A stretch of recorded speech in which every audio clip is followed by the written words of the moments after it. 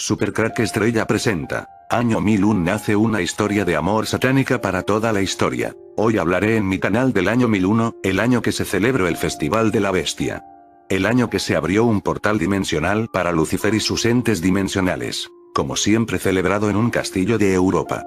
En ese año la celebración tenía un invitado ilustre en el castillo. Silvestre II, el Papa que dicen pacto con el diablo. La historia que quedó para la historia fue esta. Silvestre II es la de que ejerció el pontificado rompiendo una de las características más propias de los clérigos, que es la del celibato. Se dice que Silvestre II hizo un pacto con Satanás, quien a su vez le puso como guardiana a un súcubo o demonio femenino. Esta demonio se enamoró tan profundamente de sus conocimientos que renunció a la inmortalidad y se hizo mujer y vivió en concubinato con el pontífice. La leyenda dice que una vez que murieron los dos, fueron enterrados en la misma tumba en la Catedral de San Juan de Letrán, y que de su tumba emana un fluido con poderes afrodisíacos. Pero ¿de dónde salió este súcubo femenino que enamoró a Silvestre II? Pues del portal dimensional abierto en el castillo en ese año de 1001. Un ejército de entes súcubos demonios acompañaban al mismo Satanás en aquel año. Entraron de su dimensión a la nuestra mediante un portal o puerta del antimundo. Entre todos una llamó la atención de Silvestre II. Se llamaba Meridiana. Meridiana fue una famosa súcubo, es decir, un espíritu femenino proclive al desenfreno amoroso, muy temida por monjes, obispos, cardenales, e incluso por el mismísimo pontífice. Hay que recordar que el Festival de la Bestia se celebra cada 28 años y dura entre un año de duración. Así que ya conocían los cortesanos de la élite satánica a Meridiana. Dicen que su belleza cautivó a Silvestre, había escuchado hablar de ella en Córdoba, pero nunca pensó que pudiera ser tan bella. Ella se acercó a él, y en el último baile, antes del ritual, pidió danzar para él. La historia de Meridiana fue anotada por Walter Map en su obra de 1185 de Nugis Curialum, que significa algo así como las bagatelas del cortesano. Walter Map sostiene la hipótesis de que Meridiana fue la amante, y amiga, y consejera, y confidente, del matemático y erudito Gerberto de Aurillac, quien llegaría a ser el Papa Silvestre II, más conocido como el Papa del Milenio, y cuyo pontificado, breve y agitado por continuas contiendas, se extendió entre 999 y 1003. Durante sus 4 años de pontificado Silvestre II luchó denodadamente, y con escaso éxito, contra la simonía y la herejía que amenazaban a Roma. Su mayor aliado en esta cruzada contra la blasfemia organizada fue, extrañamente, una enviada de los infiernos, Meridiana. Y es que la historia dice que después de realizar el pacto con el diablo, Silvestre II se arrepintió de este pacto, e intentó romperlo. Descubrió demasiado tarde el castigo que tiene este pacto satánico. La relación de Meridiana con el Papa Silvestre fue, según dicen, ideal. Se estimulaban intelectualmente durante el día y epidérmicamente durante las noches. Para mayores beneficios, la presencia sobrenatural de un agente diabólico, sostienen los demonólogos, redobla el vigor de los hombres de fe. Poco duró su pontificado, pues 4 años después murió. Ahora bien, ¿cómo? Pues hay todo tipo de leyendas. Se dice que se arrepintió de su pacto con el diablo y que pidió que su cuerpo fuera descuartizado y que no lo enterraran en tierra sagrada. También se cuenta que el acuerdo consistía en que el demonio tomaría su alma cuando él fuera a Jerusalén, cosa que no tenía ninguna intención de hacer, pero resulta que entre sus muchos conocimientos no debía estar un detalle que conocía todo el mundo. La Basílica de Santa Cruz en Jerusalén, en Roma, había sido construida sobre tierra traída, ya sabéis de dónde, ¿no? Pues claro, de la mismísima Jerusalén. Así que cuando un día el Papa fue a visitarla, poner el Papa un pie dentro y venir el demonio a cobrar su deuda fue todo uno. Eso sí, cuentan que en el acto el Papa se arrepintió muchísimo de todo, cayó muerto y unos caballos alados recogieron su cuerpo y se lo llevaron a San Juan de Letrán, lo que todo el mundo interpretó como una señal clarísima de que Dios le había perdonado. ¿No hubierais pensado lo mismo vosotros? Pues claro que sí, no pongáis esa cara de incredulidad. El caso es que está enterrado allí, en una tumba de lo más misteriosa. Para empezar, se cuenta que no está solo.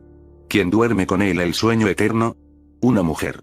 Sí, una mujer en la tumba de un papa, pero aún hay más. Dicen que Satanás le había puesto para vigilarle un demonio femenino que se enamoró de él, renunció a la inmortalidad, se hizo mujer, vivió amancebada con él y están enterrados juntos. ¿Cierto o no? Esto no es lo más fuerte, ni mucho menos. Lo más impresionante es la leyenda que dice que esta tumba predice la muerte de los papas. Durante siglos, cada vez que un papa iba a morir, los huesos de Silvestre II empezaban a chocar entre sí tan ruidosamente que cualquiera podía oírlos. Súcubos, demonios femeninos de la noche. A día de hoy podemos encontrar el testimonio artístico de los súcubos, en pequeñas tallas de madera a la entrada de antiguos burdeles de la época medieval. Estas criaturas estaban asociadas al sexo, y en especial a la noche.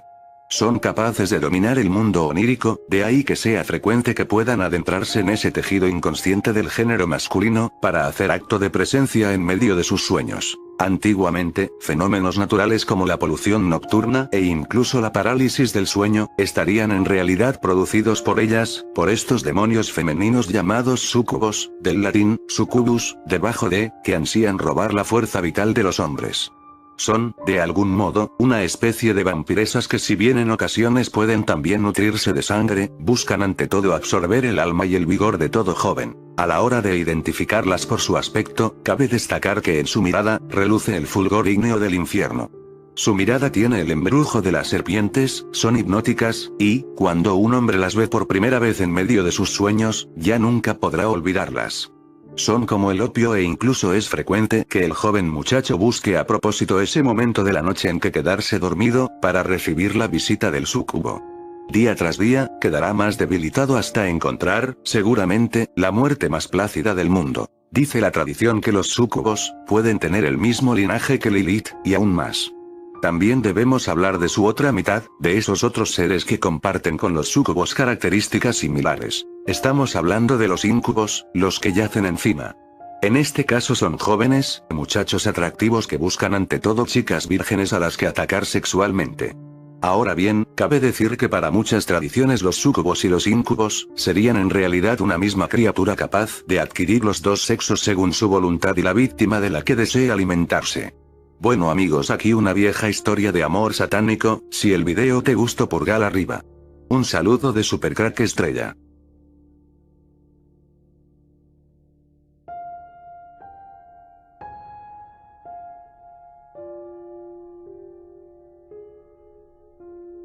Supercrack Estrella presenta la profética tumba del Papa maldito que pactó con el diablo. ¿Leyenda o realidad? La historia de Silvestre II está repleta de leyendas y exageraciones, que derivan básicamente de su interés por la ciencia árabe y por haber vivido el simbólico cambio de milenio al frente de la iglesia. La archibasílica de San Juan de Letrán en Roma fue antes que la de San Pedro el epicentro del poder pontificio y la morada eterna de algunos papas medievales. Entre estos destaca la tumba dedicada al enigmático pontífice Silvestre II, también conocido como el Papa Mago o el Papa Druida, a la que se le achaca el poder de predecir la muerte de los sucesores de San Pedro. Así, el sepulcro destila agua y registra ruidos de huesos cuando el fallecimiento de un pontífice es inminente. O al menos eso dice una leyenda surgida en medio del ruido del cambio del primer milenio. La historia de Silvestre II está repleta de leyendas y exageraciones, que derivan básicamente de su curiosidad por la cultura druida, su pasión por la ciencia árabe y por haber vivido al frente de la iglesia al cambio de milenio. Gerberto de Aurillac fue, además, el primer pontífice francés en ocupar el sillón de San Pedro en el año 999, en plena efervescencia de las profecías que anunciaban el fin del mundo. Pero aquí en este canal Supercrack Estrella intentaremos ver si hay algo de verdad en si este papa pacto con el diablo. Para ello me basaré en mis investigaciones sobre el Festival de la Bestia. Mis seguidores de Supercrack Estrella ya sabréis que es el Festival de la Bestia. Pero si no lo sabíais, aquí una breve descripción. El Festival de la Bestia es un evento que ocurre cada 28 años, se celebra en algún castillo de Europa, y tiene un año de duración. En este festival de sacrificios, sexo y muerte, rituales dicen que se abre un portal por donde aparece el mismo Satanás, donde toma por esposa a una mujer virgen. Y sabemos que el último Festival de la Bestia fue en el año 2009, así que lo que tenemos que realizar es restar 28 al año 2009 una y otra vez, y ver si coincide con el año del Papa Silvestre II. Así que empezamos a restar 28 al año 2009 y nos lleva al año 1001. Ahora veremos el papado de Silvestre II. Silvestre II, de nombre secular Gerberto de Aurillac, fue el 139º Papa de la Iglesia Católica, de 999 a 1003. Wikipedia. Bingo coincide en las fechas en el año 1001 era papa, así que las posibilidades son grandes, pero dejemos un margen de duda por si acaso. Gerberto nombrado papa. Silvestre II. Gracias a los benedictinos es nombrado obispo de la ciudad de Reims, donde comenzó a distribuir en su sede la aritmética, la astronomía, la geometría y la música. Será en esta época cuando construirá el primer ábaco, el globo terráqueo, un astrolabio de gran precisión y un reloj de péndulo, hasta ahora desconocidos en Europa. Al conseguir realizar tales inventos, rápidamente empezó a circular el rumor de Herberto era un nigromante que había realizado un pacto con el diablo, porque tales inventos solamente podían ser realizados por el maligno. Muy curioso que precisamente este papa construyera el primer ábaco, el globo terráqueo. Tras varias intrigas en Reims y al morir el papa, los benedictinos hacen gala de su poder en la iglesia y colocan a Herberto como papa en el año 999. Los últimos papas habían pertenecido a la orden benedictina y para seguir la tradición y poder alcanzar la tan perseguida aristocracia sabia, decidieron colocar a Herberto, que era un sabio que sorprendía a todo el mundo que trataba con él. En este momento Herberto se transforma en Silvestre II, el papa del año 1000, estando durante 4 años como pontífice hasta su muerte en 1003. Silvestre II, a quien el pueblo lo considera como un brujo que había realizado un pacto misterioso con el diablo, no es elegido por su santidad o por su vida ejemplar. Si sube al trono de Pedro es porque, precisamente, representaba a la perfección los fines intelectuales de los iniciados de su tiempo. Los descubrimientos de Silvestre II. ¿Descubrió el ordenador en la Edad Media? A partir de su vuelta del mundo musulmán, Silvestre II desplegó una actividad científica revolucionaria sin tasa ni medida. Nos ha dejado, y sus libros pueden ser consultados en bibliotecas, 24 obras matemáticas atiborradas de descubrimientos importantes, un tratado de geometría, un tratado de pesas y medidas, e incluso un tratado del juego del ajedrez, lo cual no es una casualidad si tenemos en cuenta que dicho juego posee una destacada significación esotérica. Base ilustrar Herón Silvestre II o Herberto, parece seguro de que fuera un alquimista, probablemente el primero cristiano. Cuenta una vieja leyenda en Aurillac que, joven aún, había recogido oro en el río Jordán colocando en el agua un pellón de oveja al cual se adhirieron unas pepitas. Desconozco si en aquella época existían buscadores de pepitas de oro, pero el procedimiento es similar a la práctica de la alquimia si es tomado en un sentido hermético, estando muy adelantado en el Ars Magna, ya que el metal precioso no estaba al alcance de muchos. También enseñó en Reims, como bien hemos dicho, astronomía y astrología que había sido incorporada a sus saberes en esa España musulmana. Además fabricó el primer astrolabio de gran precisión, así como el primer reloj de pesas y de péndulo. Construyó un curioso órgano hidráulico en el que las diferencias de presión del vapor producían toda una gama de sonidos musicales, máquina que probablemente interesaría a nuestros modernos investigadores de música cibernética y electrónica. Fue Silvestre II quien introdujo en Europa occidental, trayéndolas de centros árabes, el álgebra y la utilización de las cifras llamadas arábigas, que sustituyeron al sistema de cifras romanas, la cual tuvo como consecuencia principal, además de una mayor facilidad de cálculo, la posibilidad de utilizar el cero, con todas las revolucionarias aplicaciones matemáticas que supuso este número. Finalmente en pleno siglo X, fabricó una máquina que plantea la cuestión de si se trataba ya de un antepasado del ordenador. En efecto, como señala Gerard de Sede, el cual se interesa por Silvestre II en su libro sobre templarios Les Templiers sont parmi nous, los templarios están entre nosotros, habla sobre un dispositivo ignorado que contestaba con un sí o con un no a las preguntas que se le planteaban, incluso era capaz de predecir el futuro.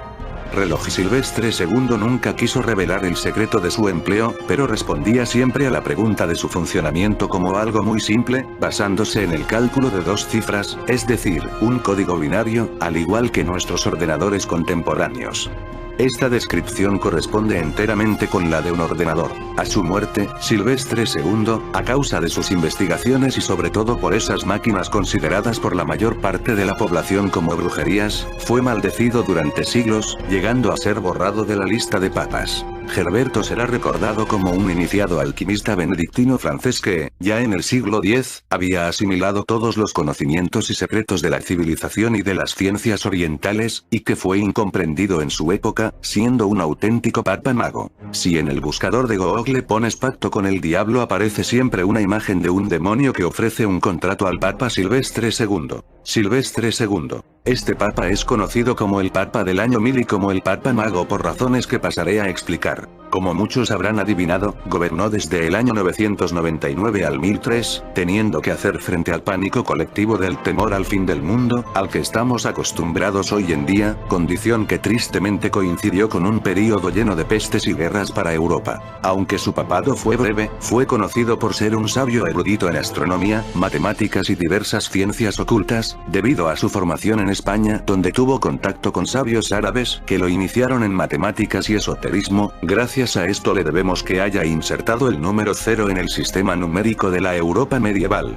Por este antecedente, junto a un episodio que vivió de niño con un druida en una caverna, fue un practicante del esoterismo además de cristiano, lo que generó varios mitos en torno a su persona, como que había hecho un pacto con el diablo para alcanzar su puesto, que había construido un golem de oro que lo guiaba en su gobierno, y que su tumba en la actualidad suda cuando está próximo a morir el papa. Poco duró su pontificado, pues 4 años después murió. Ahora bien, ¿cómo? Pues hay todo tipo de leyendas.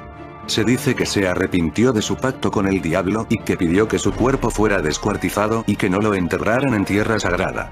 También se cuenta que el acuerdo consistía en que el demonio tomaría su alma cuando él fuera a Jerusalén, cosa que no tenía ninguna intención de hacer, pero resulta que entre sus muchos conocimientos, no debía estar un detalle que conocía todo el mundo. La Basílica de Santa Cruz en Jerusalén, en Roma, había sido construida sobre tierra traída, ya sabéis de dónde, ¿no? Pues claro, de la mismísima Jerusalén.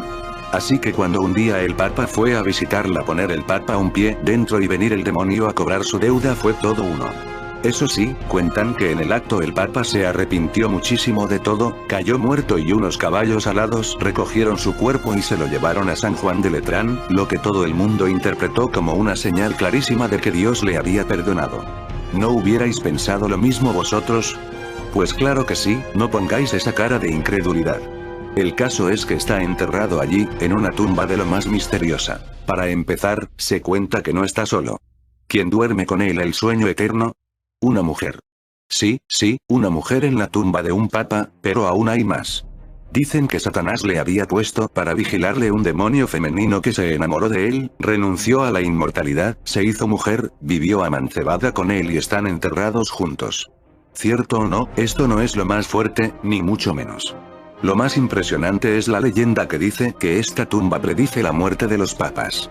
Durante siglos, cada vez que un papa iba a morir, los huesos de Silvestre II empezaban a chocar entre sí tan ruidosamente que cualquiera podía oírlos. Tan llamativa era la cosa que un papa decidió abrirla para ver qué podía haber dentro, y en ese momento, al contacto con el aire, los huesos se desintegraron y se convirtieron en polvo. ¿Fue aquello el fin de las predicciones? Pues para nada, porque parece que desde entonces la lápida suda cuando un papa va a morir, hasta el punto de que según algunos se llega a formar barro en el suelo. ¿Una exageración? Probablemente. ¿Hay algo de cierto en todo esto? Bueno amigos de Supercrack Estrella, esto es todo, un saludo y si el video le gustó pulgar arriba.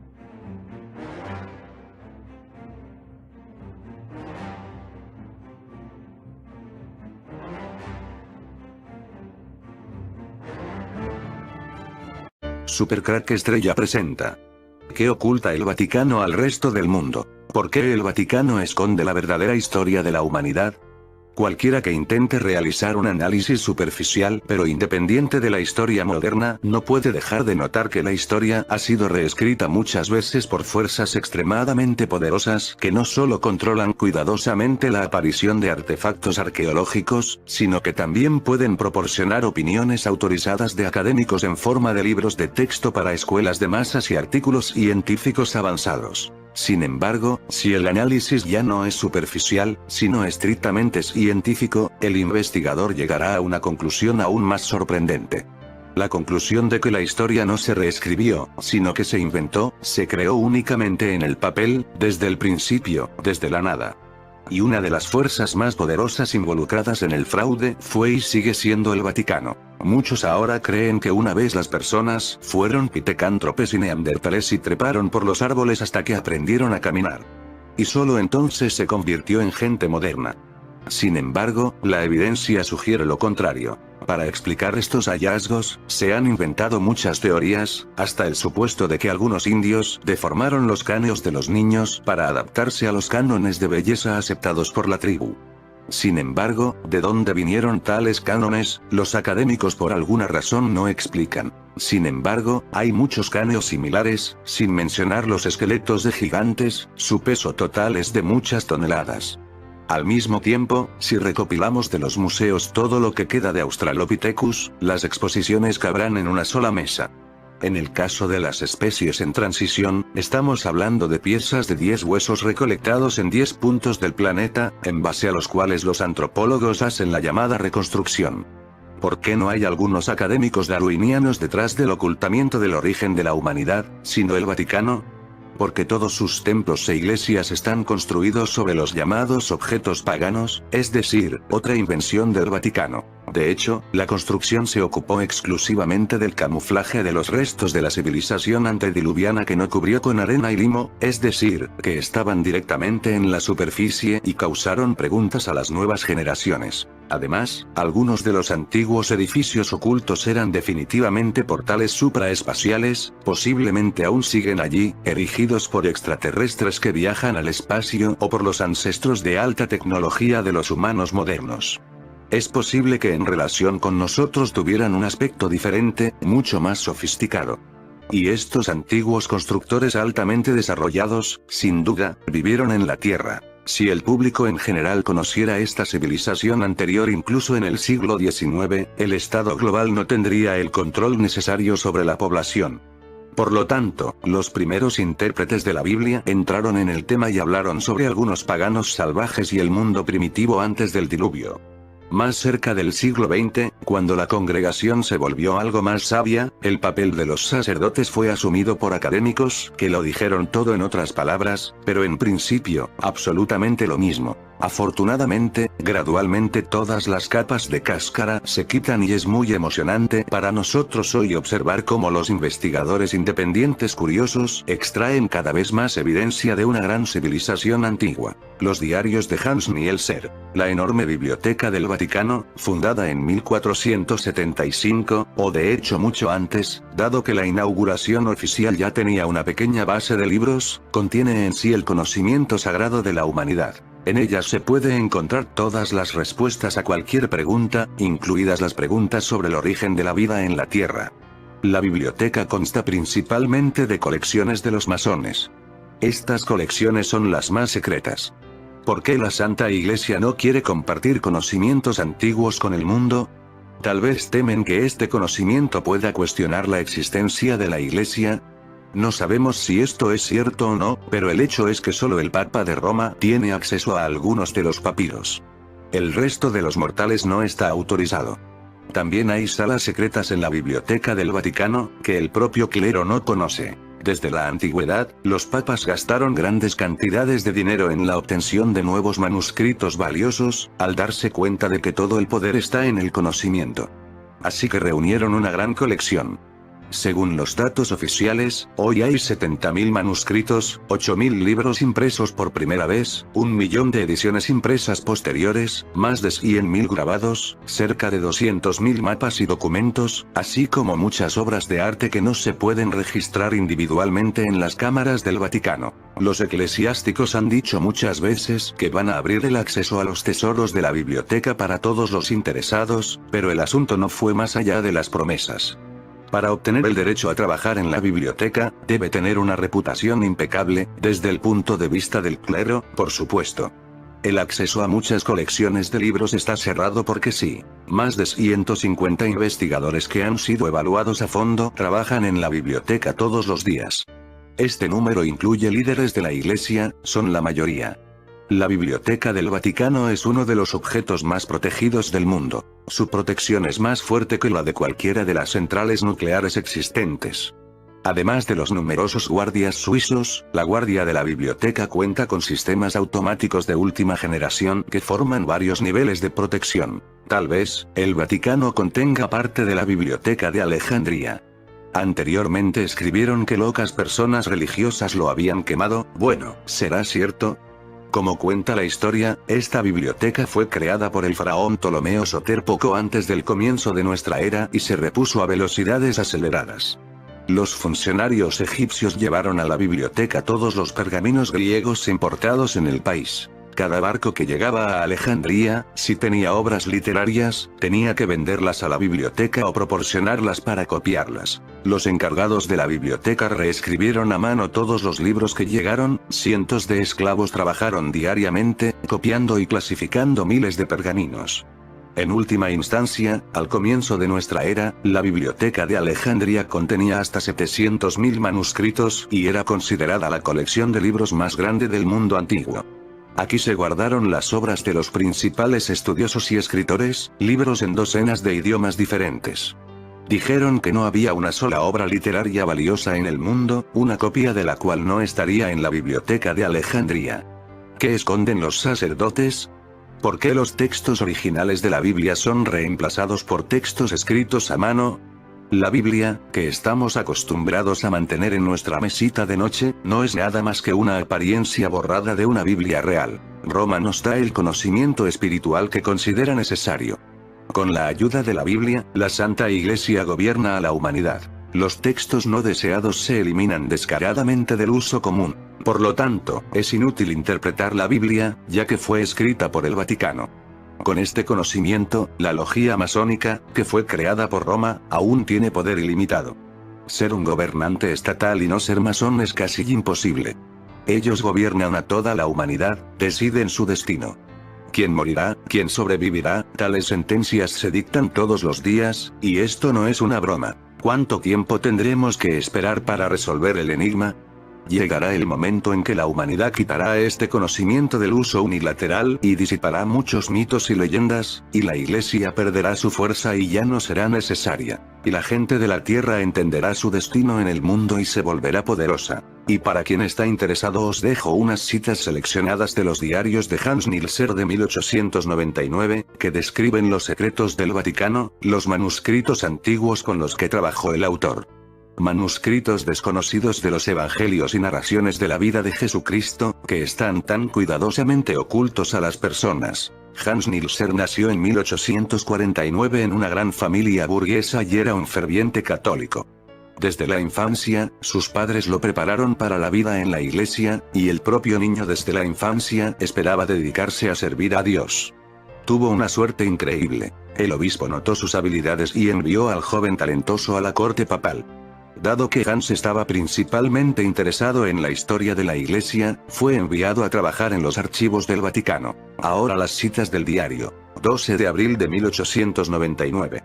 Hoy, el archivista principal me mostró algunos fondos de los que no tenía idea. Naturalmente, yo también tendré que guardar silencio sobre lo que vi. Con temblor reverente, miré estos estantes, en los cuales se guardan documentos relacionados con los primeros períodos de nuestra Iglesia.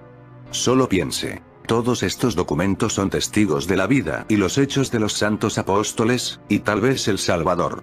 Mi tarea para los próximos meses es verificar, aclarar y complementar los catálogos relacionados con estos fondos. Los catálogos en sí están colocados en un nicho en la pared, disfrazados de manera tan ingeniosa que nunca hubiera adivinado su existencia. 9 de noviembre de 1900. Decido dejar de lado documentos relacionados con la Edad Media. Mi trabajo en el depósito está casi terminado, y parece que ya no quieren dejarme ir a los documentos de alto secreto. Aparentemente, surgieron sospechas en mis superiores, aunque trato de no llamar la atención. 28 de diciembre de 1900. Encontré una fuente muy interesante relacionada con mi periodo. Documentos en griego clásico, para leer y disfrutar. Parece que esta es una traducción del egipcio. No puedo garantizar su exactitud, pero una cosa está clara. Es una especie de organización secreta, muy poderosa, que se basa en la autoridad de los dioses y gobierna el país. 17 de enero de 1901. ¡Increíble! Simplemente no puede ser. En el texto griego, encontré indicaciones claras de que los sacerdotes del dios egipcio Amón y los primeros jerarcas de nuestra Santa Iglesia pertenecían a la misma comunidad secreta. ¿Escogió el Señor a esas personas para llevar la luz de su verdad a las personas? No quiero creerlo. 22 de febrero de 1901. En mi opinión, el bibliotecario senior sospechaba algo. Al menos, me siento bajo vigilancia, así que dejé de trabajar con fondos secretos. Sin embargo, ya vi mucho más de lo que me gustaría. Resulta que la buena nueva enviada por el Señor fue usurpada por un puñado de paganos que la usaron para gobernar el mundo. ¿Cómo podría el Señor tolerar eso? ¿O es una mentira? Estoy confundido, no sé qué pensar. 4 de abril de 1901. Bueno, ahora el acceso a los documentos secretos para mí finalmente está cerrado. Le pregunté directamente al bibliotecario principal sobre las razones. No eres fuerte en espíritu, hijo mío, dijo, fortalece tu fe y los tesoros de nuestra biblioteca se te abrirán de nuevo. Recuerde, todo lo que vea aquí debe abordarse con fe pura, profunda y sin nubes. Sí, pero luego resulta que guardamos un montón de documentos falsificados, un montón de mentiras y calumnias. 11 de junio de 1901. No, después de todo, esto no es falso ni mentira. Tengo una memoria tenaz, además, que Dios me perdone.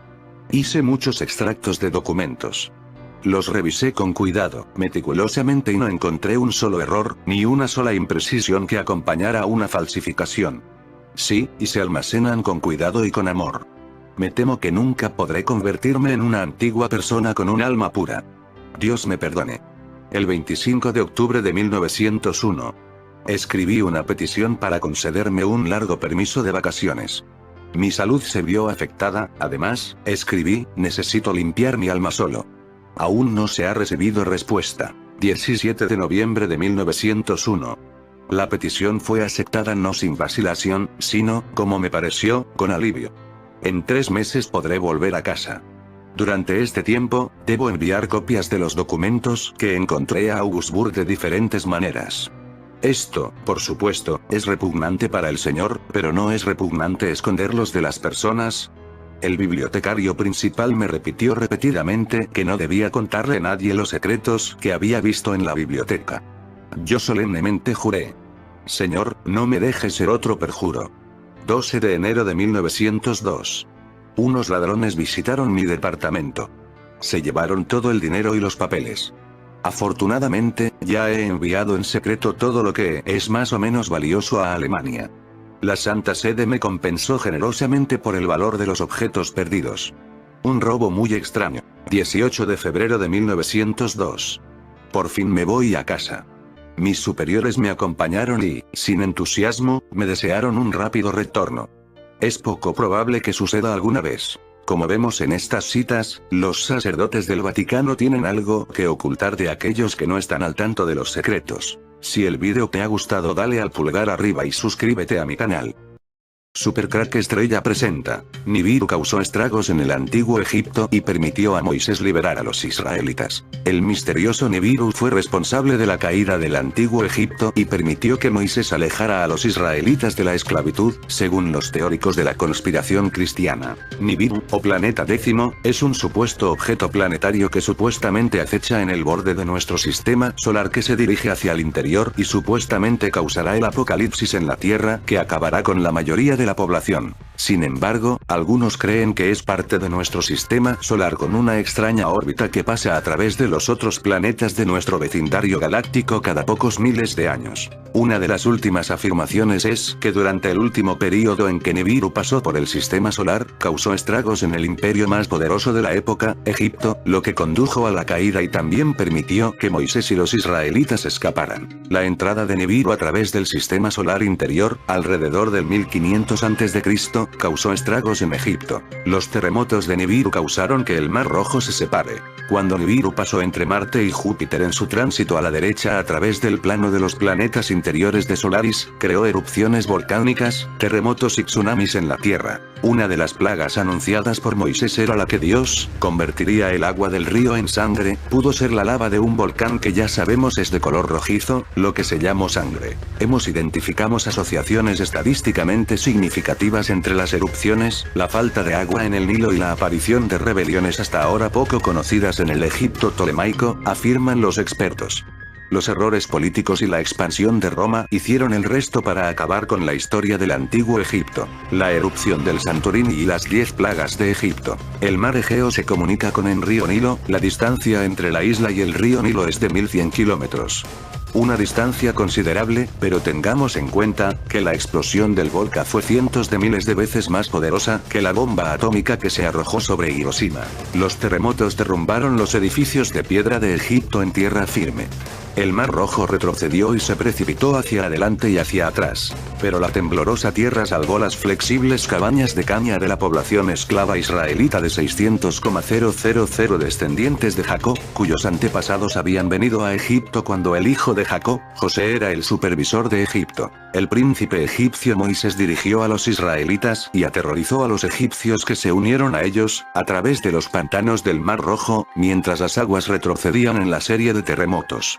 Esta no es la primera afirmación de que Nibiru ha pasado a través del sistema solar y ha causado estragos en la Tierra. En 1985, Daniel Wimire, un instructor de matemáticas de la Universidad de Arkansas, publicó un documento argumentando la existencia de un planeta al borde del sistema solar. Más recientemente, Wimire ha dicho que el planeta podría ser responsable de los cometas que golpean la Tierra. La isla del Santorini, en pleno mar Egeo, fue testigo de la mayor actividad volcánica de la que se tienen referencias históricas. Su erupción produjo una nube de cenizas de unos 40 kilómetros de altura por 200 de diámetro. Para que nos hagamos una idea de la magnitud de la explosión, esta fue de unas cientos de miles de veces más poderosa que la bomba atómica que se arrojó sobre Hiroshima. Estamos hablando de una erupción datada sobre el 1500 a.C. Existen evidencias geológicas y arqueológicas de que los efectos de la erupción llegaron a Egipto. Pero, ¿cómo es posible que una erupción volcánica de semejante magnitud explique las 10 plagas bíblicas de Egipto? Muchos historiadores creen que el éxodo bíblico en donde Moisés libera el pueblo de Israel de la opresión egipta y lo lleva a Tierra Santa cruzando el desierto es un hecho histórico y, como tal, sucedió realmente. Existen numerosas pruebas, además de la propia Biblia, en escritos y pinturas de la época de Moisés tanto en Egipto como en Grecia que describen los hechos bíblicos. Demasiada casualidad como para tratarse de un cuento. Por ejemplo, en las estelas funerarias micénicas se puede contemplar la escena de Moisés dividiendo el Mar Rojo. Que por cierto, Moisés no dividió el Mar Rojo, esta creencia se debe a una mala traducción desde tiempos inmemoriales. La traducción fiel es: el Mar de los Juncos, es un lago que no queda lejos del Mar Rojo y que está lleno de juncos. Los juncos crecen en agua dulce, no en agua salada como la del Mar Rojo. Es posible que la explosión del volcán de Santorini explique la muerte de los primogénitos, la plaga de langosta, que el mar se transformara en sangre, y así con las 10 plagas bíblicas de Egipto. He aquí las 10 plagas bíblicas y 10 explicaciones científicas. 1. El mar se transformó en sangre. Ex. 7, 17, 20, en esto conocerás que yo soy Jehová. Golpearé con la vara el agua que está en el río, y se convertirá en sangre. Los escapes de las bolsas de gas del subsuelo provocados por un seísmo debido a actividad volcánica pueden teñir las aguas de rojo cobalto, rojo sangre. La explicación está en que el hierro del suelo marino sube debido a la liberación de la bolsa de gas. El hierro ya en la superficie del mar y bajo el contacto del oxígeno del aire se oxida y se transforma en hidróxido de hierro. Todos hemos visto alguna vez hierro oxidado con ese color rojo cobalto. En el lago Míos en Camerún ocurrió lo mismo en la década de los 80. El lago se transformó en sangre debido a las bolsas de aire que reventaron a causa de actividad sísmica. 2. Ranas. Ex. 8, 9, dígnate decirme cuándo he de rogar por ti para que las ranas sean quitadas de ti y de tus casas. El hidróxido de hierro contamina las aguas y todos los seres vivos acuáticos mueren. Todos menos los seres vivos acuáticos que pueden salir a la superficie. Las ranas. 3. Piojos. Ex. 8, 17, extiende tu vara y golpea el polvo de la tierra, el cual se volvió piojos, así en los hombres como en las bestias, todo el polvo de la tierra se volvió piojos en todo el país de Egipto. Ya sabemos a qué llega a la carencia de agua limpia. 4. Moscas. Ex. 8, 20, la tierra fue corrompida a causa de ellas. Idem. 6. La plaga de las úlceras. Ex 9, 1, 7. Ocasionará sarpullido que producirá úlceras, tanto en los hombres como en las bestias. En toda la tierra de Egipto el dióxido de carbono provocado por actividad volcánica induce a la población en una especie de coma. El poco riego sanguíneo en determinadas partes del cuerpo produce úlceras, tal y como sucedió en el desastre del lago Míos en Camerún en la década de los 80. Sus habitantes mostraban úlceras debido a este efecto. 7. La plaga de granizo. Ex 9, 13, 35. Te he puesto para mostrar en ti mi poder, y para que mi nombre sea anunciado en toda la tierra. Sin lugar a dudas, los egipcios y los de otras naciones se dieron cuenta del gran poder de Dios por causa de estas plagas. Este fenómeno es bien conocido por los geólogos. Se trata de la condensación de las cenizas del volcán cuando llega a gran altitud. Se trata de una lluvia de fuego y granizo. 8. La plaga de langosta. Ex 9, 13, 35. Vendrá plaga de langostas que van a cubrir la faz de la tierra, comiendo lo que el granizo no destruyó. Las langostas viven en enjambres, millones por kilómetro cuadrado, son muy comunes en las inmediaciones de Egipto. El descenso en su temperatura corporal debido al granizo y a los cambios climáticos repentinos de una catástrofe de semejante magnitud le obligaron a aterrizar rápidamente en busca del calor del suelo y así no malgastar energías. 9. La plaga de las tinieblas. Ex 10, 21. Extiende tu mano hacia el cielo, para que haya tinieblas sobre la tierra de Egipto, tanto que cualquiera las palpe. La última fase de la actividad volcánica es la explosión de cenizas debido a la presión increciente del volcán. Se liberan a través de los puntos más débiles de la superficie. Al llegar la explosión final produjo una columna de más de 40 kilómetros de altura de cenizas por 200 de diámetro. Cuando la nube de polvo y ceniza alcanzó el Nilo envolvió a los egipcios en unas tinieblas que cualquiera las palpe. 10. La muerte de los primogénitos. Ex 2, 11. Traeré una sola plaga más sobre el faraón y sobre Egipto. Después de esto, él os dejará ir de aquí. Cuando os deje ir, él os echará de aquí por completo. Cuando el 22 de agosto de 1886, en el lago Míos de Camerún, los habitantes de las tierras más altas se despertaron, no podían ni imaginar el horripilante escenario que les esperaba cuando bajasen a visitar sus vecinos de las tierras más bajas. Todos los vecinos de las tierras más bajas, las que están a nivel del lago, murieron. Hombres, mujeres y niños, así como los animales, yacían en el suelo. La condensación de codos provocado por el volcán había sido finalmente liberada desde el lago. Como el CO2 pesa más que el aire, aparece en forma de neblina que va recorriendo el suelo mientras que, poco a poco, va cogiendo altura. Esta neblina asfixia a quien le rodea, es CO2 condensado, justo antes de elevarse lo suficiente como para mezclarse con la atmósfera y convertirse en inocuo. Es un fenómeno completamente esporádico que no deja rastros. ¿Es posible que en Egipto ocurriera algo así? Los primigénitos de Egipto disfrutaban de unos derechos únicos frente a los de sus hermanos. Los primigénitos de Egipto tenían el honor de dormir en camas a la altura del suelo en la planta baja de la casa, mientras que el resto de hermanos dormían en las azoteas. Que solo murieran los primigénitos ya no es un hecho tan sorprendente. Algunos dicen que el planeta 10 es parte de nuestro sistema solar. En pocas palabras, el matemático cree que el misterioso planeta orbita al Sol como cualquier otro planeta en nuestro sistema solar, pero cada 26, 27 millones de años pasa a través de un cinturón de asteroides conocido como el cinturón de Kuiper. Cuando viaja a través de esta región, hace que los cometas y los asteroides se desvíen y se disparen hacia el universo o hacia nuestro Sol. Whitmire argumenta que esto pudo haber ocurrido hace 64 millones de años, lo que resultó en la extinción de los dinosaurios, y afirma tener evidencia para respaldar esta teoría. ¿Nibiru mató a los dinosaurios? Un artículo publicado en el sitio web de la Universidad de Arkansas dice, en 1985, un vistazo al registro paleontológico apoyó la idea de las lluvias de cometas regulares que datan de hace 250 millones de años. Investigaciones más recientes muestran evidencia de tales eventos que se remontan a 500 millones de años. Pero en el año 1500 a.C. tuvieron que ocurrir más cosas en el mundo. Pues está claro que los efectos de Nibiru no solo afectaron a Egipto, sino que afectaría al mundo entero. Terremotos más importantes sucedidos entre el 3000 a.C. El primer terremoto conocido, hasta el siglo XIX, año 1500 a.C., terremoto en Grecia, en la costa sur de la isla de Creta, desastroso. Se desconoce la cantidad de muertos. Según Zecharia Sitchin y los estudios que hizo sobre los sumerios, Nibiru tiene una órbita de aproximada de 3600 años. Nibiru tuvo su anterior pasada entre el 1600 y 1500 años antes de Cristo, y algunos registros se encuentran en la Biblia china, la cual habla de 3 días de oscuridad y de un cuerpo rojo cual dragón retorciéndose y cuya cola tocó a la tierra convirtiendo las aguas en sangre. Menciona grandes terremotos y lluvia de piedras y granizos. Lo mismo aparece en la Biblia cristiana que habla de Moisés y la lucha con el faraón y las plagas, terremotos, aguas color sangre, enfermedades y sarpullido en la piel. Si calculan, 1600 a.C. más 2011 después de Cristo igual 3611 años. ¿Será que un asteroide impactará a la Tierra? Si los medios están ocultando algo, puede que esté dentro de las posibilidades. Según la Biblia, habrán muchas señales en los cielos. Habrán guerras y rumores de guerra.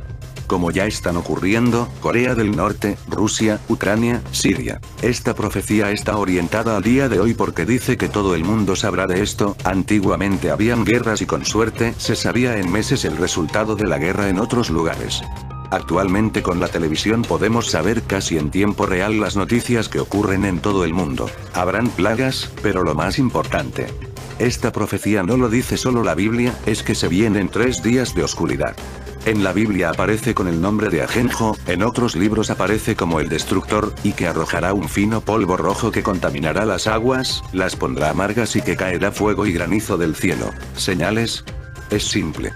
Si la élite sabe de esto, antes de que ocurran estas cosas, tendríamos que tener un colapso económico mundial.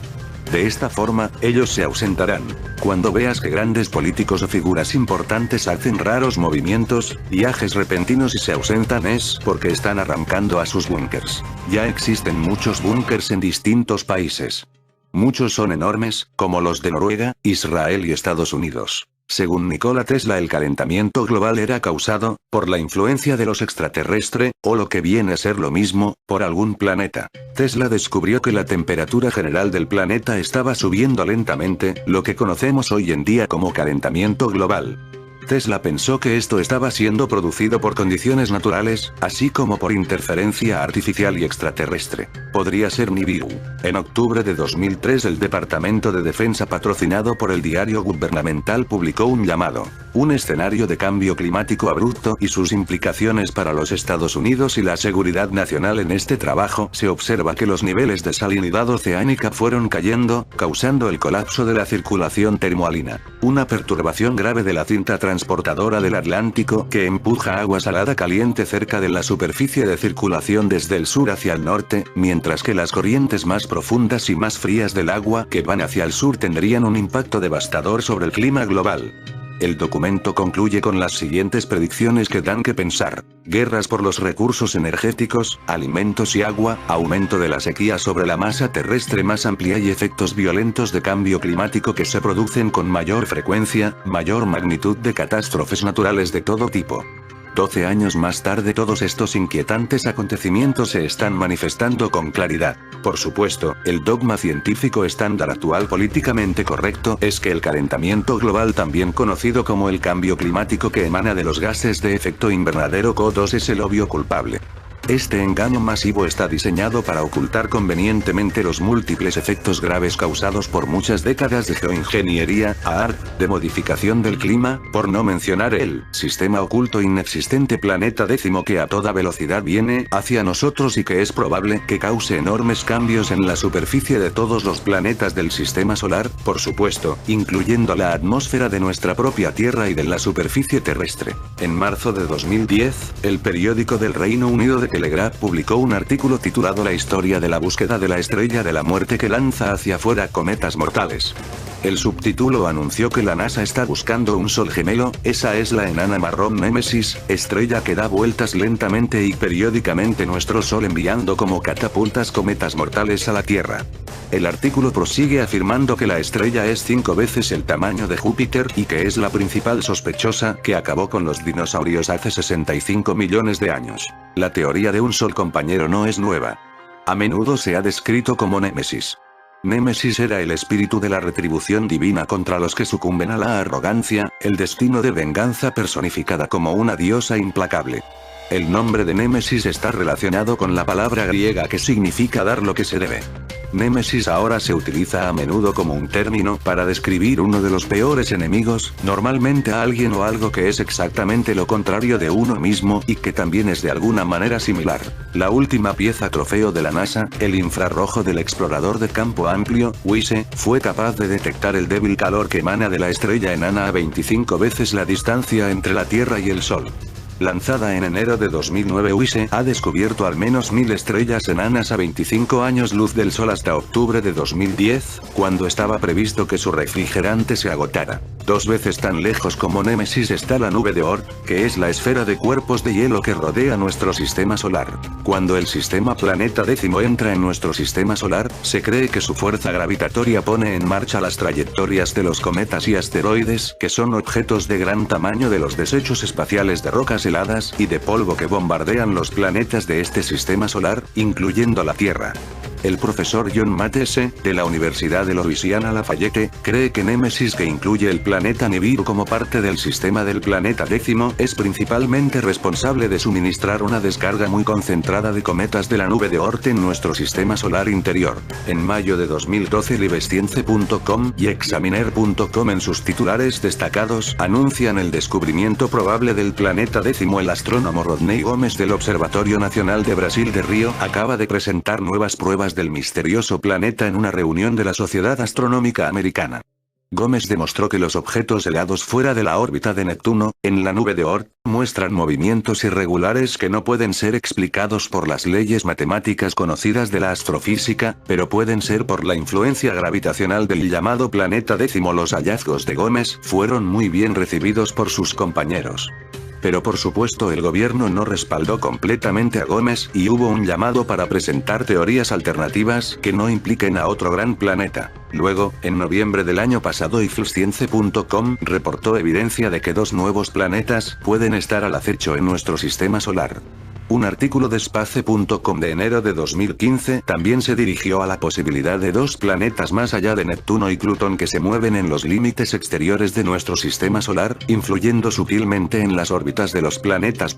Carlos de la Fuente, de la Universidad Complutense de Madrid, dijo: este exceso de objetos con parámetros orbitales inesperados nos hace creer que algunas fuerzas invisibles están alterando la distribución de los elementos orbitales del EDNOS, objetos transneptunianos extremos, y consideramos que la explicación más probable es que existen otros planetas desconocidos más allá de Neptuno y Plutón. Otro equipo de astrónomos, Chadwick Trujillo y Scott Shepard, en marzo de 2014, anunciaron el descubrimiento de 2012 VP-113, en la nube de Oort interior. La esfera cometa está llena de líquido y está más allá del cinturón de Kuiper y Plutón.